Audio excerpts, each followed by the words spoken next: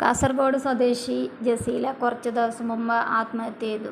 ഒരു സ്വർണം മോഷ്ടിച്ചു എന്ന കേസ് അതിൻ്റെ പേരിലാണ് ആത്മഹത്യ ചെയ്തത്.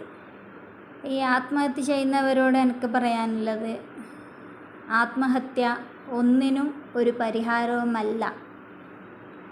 നമ്മളെ സ്നേഹിക്കുന്നവർ, നമുക്ക് വേണ്ടി ജീവിക്കുന്ന എത്രയോ പേർ നമുക്ക് മുമ്പിലുണ്ടാകുമ്പോൾ എന്തിനും നമ്മൾ ആത്മഹത്യ ചെയ്യണം? എത്ര പ്രശ്നങ്ങൾ നമ്മളിലൂടെ കടന്നു വന്നാലും നമ്മൾ ജീവിച്ച് കാണിക്കണം.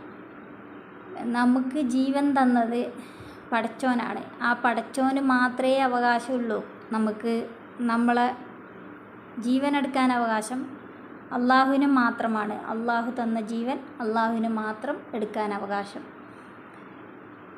പിന്നെ ഇസ്ലാമികപരമായി പറയുകയാണെങ്കിൽ, ആത്മഹത്യ ചെയ്തവർക്ക് ഒരിക്കലും സ്വർഗത്തിൽ പ്രവേശിക്കാൻ പറ്റത്തില്ല. അത് സത്യമായ കാര്യമാണ്. അതുകൊണ്ട് ഒരിക്കലും ആത്മഹത്യക്ക് മുതിരരുത്.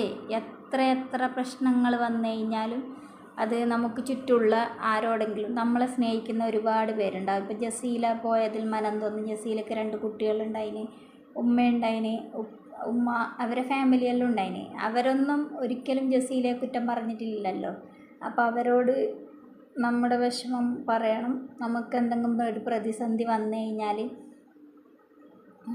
അത് ലൈവിലൊക്കെ ജസീല വീഡിയോ ഇട്ടിരുന്നു. ആ ജസീല എന്തുകൊണ്ട് ഇങ്ങനെ ചെയ്തു എന്നാലോചിക്കുമ്പോൾ ആകെ സങ്കടകരമായ കാര്യമാണ്. ഇനി ഒരു പെൺകുട്ടിയും ഇതുപോലെ ആത്മഹത്യക്ക് മുതിരരുത്. ആത്മഹത്യ ഒന്നിനും ഒരു പരിഹാരമല്ല. പടച്ചോൻ നമുക്ക് പലതരത്തിലുള്ള പരീക്ഷണങ്ങൾ തരും. ആ പരീക്ഷണങ്ങളൊക്കെ തരണം ചെയ്ത് നമ്മൾ ജീവിതം മുന്നോട്ട് കൊണ്ടുപോകണം. എന്നാൽ മാത്രമേ നമുക്ക് അള്ളാഹു സ്വർഗം നൽകുകയുള്ളൂ. അതുകൊണ്ട് ഇനിയൊരു പെൺകുട്ടിയും ഇനി ഒരാളും ആത്മഹത്യക്ക് മുതിരരുത്.